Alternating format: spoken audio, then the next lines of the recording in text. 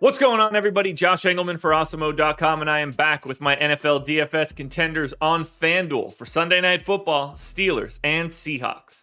Now be sure to hit that like button, subscribe to the channel, and hit the notification bell so you know when everything goes live. Follow me on Twitter, at Josh Engleman, only place you're going to get updates to my sim results as we get closer to lock. Let me know in the comments section who's your favorite and least favorite of my contenders for today's slate. And finally, shout out to Jock Market for being the presenting sponsor of this video. Use the promo code Awesemo when signing up. Get a little bit of extra money on that first deposit. Now, we round out the bottom of my top 10, and it's pretty bleak at the bottom. DJ Dallas, Chris Boswell, Tyler Lockett, DK Metcalf, Deontay Johnson on the outside looking in. Who will be my favorites? My top 5 plays for today? It's time to find out. There's really not a ton separating this top 5, but in at number 5 is Chase Claypool, so slightly ahead of Deontay Johnson, 12K, projected for 12.8 fantasy points. It's a pretty solid matchup, all things considered. They're 5.5 point favorites, only a 43 point total, which is kind of gross. This is the worst offense in football according to PFF, going up against the number 19 defense, not something you normally expect out of Seattle.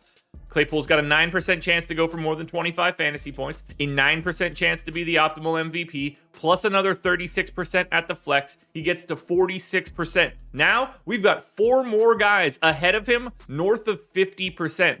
The likely scenario here, you need 2 or 3 of them. Who in my top 4 is going to be left out in the cold?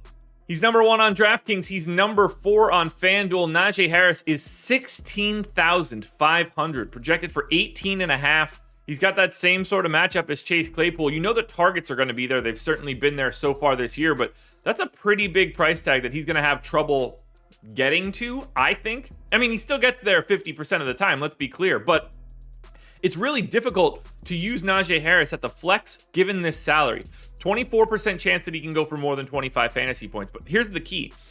There's a 27% chance Najee Harris is optimal in the MVP, but a 26% chance that he's optimal at the flex. He's more optimal in MVP than flex because 16.5 is a big price tag, and it's hard to fit that in, given that salary, knowing what you need at MVP. So while I like Najee Harris quite a bit today, I think he's a little bit overpriced. I would like him a lot more at 15.5 or 16K, but if you're using him, the focus should be at MVP.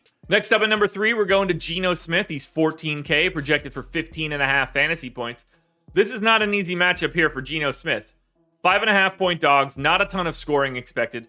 PFF projects the Seahawks as the number 27 ranked offense, given the fact Geno Smith is under center. Going up against the number 3 defense in Pittsburgh, this might be difficult. 12% chance for Smith to go for more than 25. 13% chance he's an optimal MVP, but you get to 43% at the flex because he's cheaper than most quarterbacks usually are, and the floor is just a little bit higher. Particularly for someone like Geno Smith, if he can get in on the ground, it's going to feel pretty good. So I'm a little surprised, but at 14K, it's not all that crazy. Geno Smith is my number 3. Now at number 2, we're going to Alex Collins because 9,500 is a super cheap price tag. 10.5 point fantasy projection. Tough matchup for sure. Can't deny that. However, this is a value spot that you can't pass up on. Only a 2% chance to go for more than 25. Only a 3% chance to go for MVP. That's fine. We've got options in the MVP spot. What we don't really have is good flex value, and now we have it.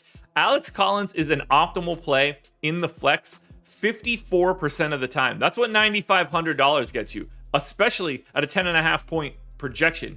This looks incredible. I don't really see what would change as we get closer to lock. Alex Collins is the best value play you will find today. Now, before we get to that number 1 contender, one last reminder to hit the like button, subscribe to the channel, hit the notification bell so you know when everything goes live. Head to Twitter, follow me at Josh Engleman. It's so you can get the updates to my sims as we get closer to lock. I want to know in the comment section who your favorite and least favorite contenders are. And finally, again, go check out Jock Market and use that promo code Awesemo when signing up. Who doesn't want free additional money? 15K Ben Roethlisberger is at the tip of the spear on FanDuel this week. He's projected for 17.3 fantasy points. I think he's in a really nice spot. It certainly doesn't help to not have Juju anymore, but if he can concentrate into Deontay Johnson, into Chase Claypool, into Najee Harris out of the backfield, I think that should be fine, particularly against the Seahawks defense that isn't all that scary right now. 17% chance for Roethlisberger to go for more than 25, a 20% likelihood to be the optimal MVP, plus another 38% at the flex.